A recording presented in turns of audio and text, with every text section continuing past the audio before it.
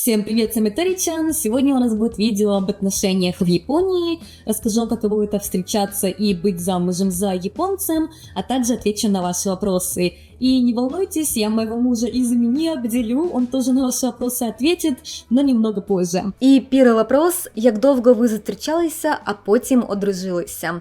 Мы встречались 3 года и потом расписались. Как раз 1 мая у нас будет годовщина 5 лет в браке, поэтому, в общем, мы вместе 8 лет. И в Японии нет какого-то стандарта, сколько люди встречаются и потом женятся. Кто-то встречается год, кто-то 5, кто-то полгода всего лишь. Поэтому мы не считали, сколько именно мы хотим встречаться до того, как мы поженимся. Просто получилось так, что мы начали встречаться, когда я была студентом, потом я устроилась работать в японскую фирму, и через год, когда я привыкла к моему рабочему графику новому, Изуми сделал мне предложение. Есть ли правила для первых свиданий в Японии? Конечно, нету писанных правил, но есть манеры, которые многие японцы соблюдают. Допустим, нельзя ожидать, что за тебя заплатят на первом свидании только потому, что ты девушка. В Японии такое не всегда работает. То есть, да, за тебя могут заплатить, но ты должна делать вид, что ты этого не ожидала. Поэтому многие японки, мои знакомые, когда ходят на свидание, они всегда, даже если хотят, чтобы за них заплатили, или ожидают, что за них заплатят, они делают вид, что они сами за себя будут платить. То есть достают кошелек, начинают рассчитываться, деньги считать, и парень обычно такой, типа: нет, не волнуйся, я за тебя заплачу. И ты должна быть такая быть: спасибо тебе большое, и спрятать свой кошелек назад. Это то, как это часто в Японии работает на свиданиях, не только на первых свиданиях. Честно, я об этом вначале не знала, поэтому я с полной уверенностью, что за меня должны будут заплатить, просто ничего, даже не пыталась платить на первом свидании с Изуми, и как бы он немного подумал, что это странно. Это в Японии, да, странно. Здесь не всегда парень прямо обязан платить на первом свидании, даже если он тебя пригласил. Бывает такое, что каждый сам за себя платит, и это тоже в Японии будет нормальным. Самое большое отличие японца и европейца в романтическом плане. Конечно, все разные люди, не буду говорить за всех, но из моего личного небольшого опыта, мне кажется, что японцы показывают свои чувства не словами, а действиями. Поэтому по сравнению с европейцами, японцы реже говорят «я тебя люблю», «ты такая красивая», реже делают комплименты в принципе, но показывают свою любовь через какие-то действия. Допустим, они знают, что ты любишь именно этот шоколад, они тебе его купят, когда ты грустная, допустим, или они могут отменить свою работу, когда ты болеешь. То есть они проявляют свои чувства чаще через какие-то именно конкретные действия, чем через слова, что может показаться со стороны, как что японцы не романтичные, скажем так. И это касается и переписки тоже, то есть когда вы начинаете встречаться и в основном переписываетесь, я заметила из моего личного опыта и рассказов моих иностранных подружек в Японии, кто встречается с японцами, что часто бывает такое, что они отвечают намного реже или позже, чем ты ожидаешь. И мне кажется, что в этом тоже есть, наверное, часть менталитета японцев, что они не так активно переписываются, как опять-таки мне лично кажется. Поэтому это приводит к следующему вопросу: есть ли какие-то советы для отношений с японцами? И мой главный совет: не думать, что вы на одной волне. То есть в любом случае у вас есть какая-то разница в менталитете, в том, как вас воспитывали, в какой среде вы выросли. Поэтому если вы считаете, что вот оно должно быть так, но оно не так, как вы ожидали, то нужно делиться с этим партнером и обсуждать. Потому что вот когда мы только начали встречаться с Изуми 8 лет назад, я была еще очень молодая и истеричная, и я ему очень много выносила мозг, что вот ты должен мне каждое утро писать «доброе утро» и каждый день еще писать, что ты сегодня ела на обед. И перед сном писать мне «спокойной ночи». Для меня это обязательно было каждый день. Для него это была новость. Правда ли, что японцы становятся менее мужественными? Если речь о внешности, как длинная борода или накачанные мышцы, то да, здесь не так уж и много таких японцев, потому что это здесь не особо популярно. Здесь популярно быть выбритыми, некоторые японцы даже делают себе лазерную эпиляцию лица, выщипывают брови и даже красят их иногда. И также здесь популярно быть спортивными, но не слишком накачанными. Даже более того, в Японии очень популярен юнисекс, поэтому многие модные парни могут носить довольно feminine одежду, как, допустим, какие-то кардиганы, бусы, каблуки, отращивать волосы, краситься и даже также делать маникюр и гель-лак. Что касается характера, конечно же, зависит от человека, но мне кажется, не только в Японии, но и во многих странах мужчинам все труднее брать инициативу в свои руки. И многие девушки считают, что мужественность – это именно проявление инициативы. И в наше время, особенно в Японии, где раньше в основном мужчины зарабатывали, сейчас девушки учатся и работают с мужчинами наравне, иногда зарабатывают столько же или даже больше, поэтому мужчинам все труднее произвести впечатление, и также нужно стараться, чтобы девушку как-то привлечь, поэтому, поскольку в Японии также много разных сервисов, где можно за деньги выпить с девушкой, чтобы она посидела с тобой рядом, рассказала тебе, какой ты классный, и не только, говорят, что из-за этого больше мужчин, кто так называемые соушоку данши, то есть вегетарианцы их называют, если перевести, кто боится брать инициативу в свои руки. Но опять-таки не все японцы такие. Допустим, в моем случае Изуми был тот, кто предложил встречаться, он же и предложил нам пожениться и съехаться, поэтому опять-таки от человека зависит. А Изуми часто что-то делает по дому, как готовка, уборка, шопинг и так далее. У нас нет четких распределений, кто что делает, но в основном готовлю я, потому что я очень люблю готовить, и также я обычно делаю видео о том, что именно я готовлю, также я убираю кухню и стираю. Изуми часто выносит мусор, убирает какашки за котами и также моет туалет и ванну.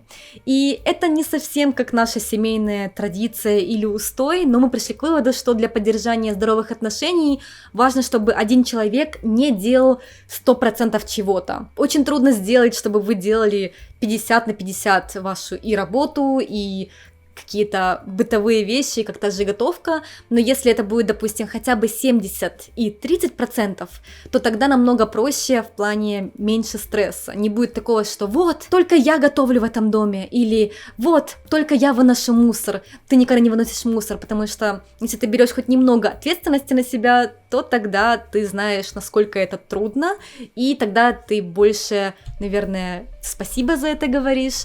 То есть мы пытаемся,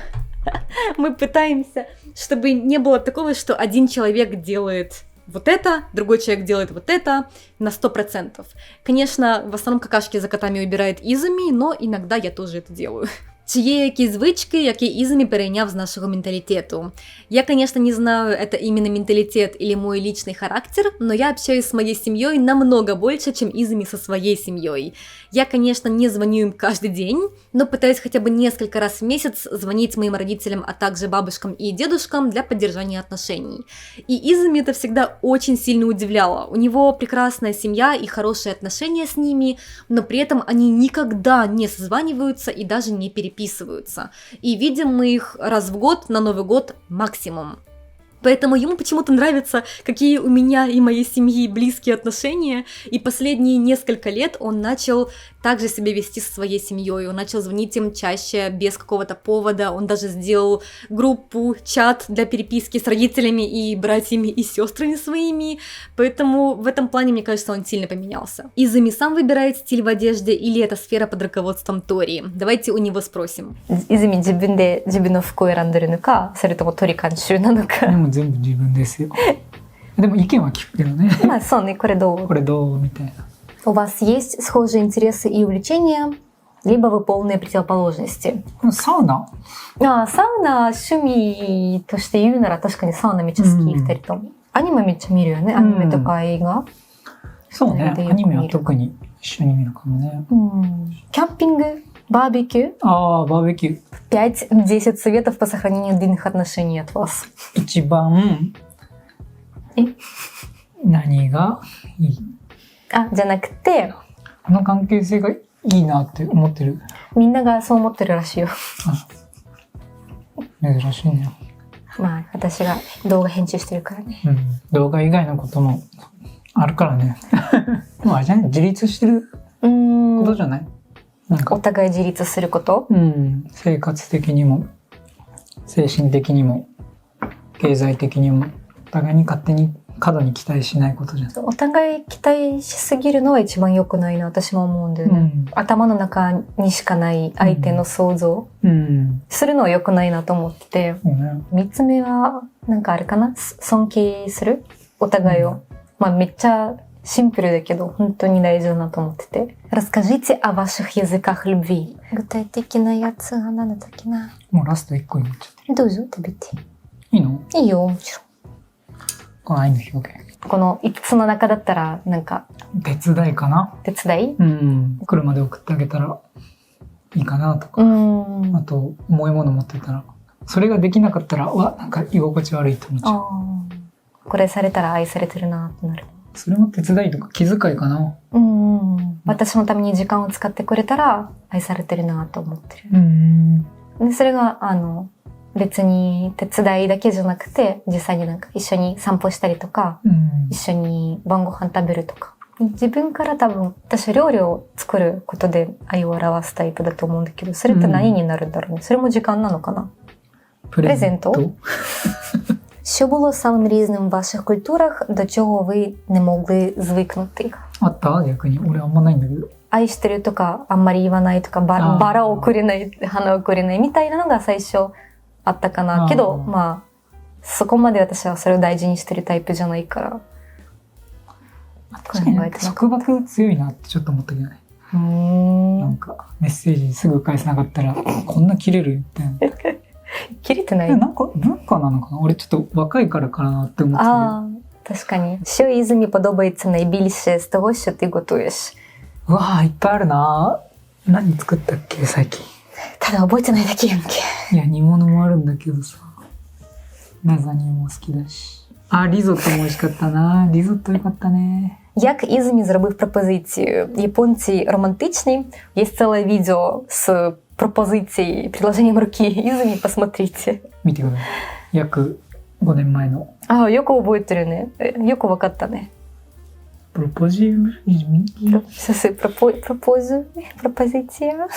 Как вы теперь планируете бюджет, необходимые траты, накопления и так далее? 最低限の生活費みたいなのを知ってて、それが貯金って感じじゃない？確かにね。まあ見える化してるよね。なんか2人の稼いでる金額も見える化にしてるし、貯金もなんか共通の口座みたいなのがあって、割と見えるようにしてるよね。そうね、順番的には一番投資と貯金があって、固定費が引かれて、残り今くらいあるね、みたいな。で、残ったのは貯金するか、なんか旅行とかに使ったり、遊びに使ったりするみたい。Не устаете ли вы друг от друга? あんま人に対して疲れたなって思わないけどね。そうだよね、うちも。そんなに嫌なことしてくれる人だったらそもそも一緒にいないしね。一人の時間が欲しいとかない？もうその時に言えばいいんじゃない？ Кто предложил начать жить вместе? 最初は同棲っていうか、彼が勝手に家に上がり込んできて、俺いつの間にか住んでるな、みたいな。ずっと住んでるみたいな。そうね、なんか私の服のコーナーがいつの間にか私の服が増えてる。泉ね、めっちゃいい洗濯機があったからね、家に。なんか喧嘩したよね。喧嘩したね。喧嘩して、で、その後もう一回話し合って、よし。じゃあ一緒に住むか。一緒に住むかって。狭かったからね。そうね、泉の家が狭かったから、もうちょっと大きい家二人で引っ越したって感じ。Вопрос к Изуми. Изменилась ли жена, официально став японкой? 結構日本の政治のニュースとか意識して見るようになったかもね。確かにね。なんか自分にも関係ある話だなと思ってるから。選挙受けるしね。確かに。あとはパスポートが楽になったね。確かに海外行きやすいよね。Насколько вы романтичны? Как поддерживаете чувства в отношениях? うちらロマンティックなのかな？全然ロマンチックじゃないと思う。ね、ロマンチックな時もあるよね。ロマンチックとは何？プレゼントは基本誕生日サプライズじゃない？誕生日はね。誕生日は確かにそうだね。ね。なんか急にプレゼント。もりもり喧嘩してると思ってんでしょ。Почему в Японии дарить цветы и делить счет пополам – это норма? 割り勘っていう文化があるからおごった時にありがとう、この人は特別なんだっていうのが出るんじゃない？でも間違いなくモテたかったらその人と付き合いたかったらおごるよね。確かに。Вот такие были от вас вопросы. Надеюсь, что вам было интересно это видео. Всем спасибо за просмотр. Всем пока. Bye bye.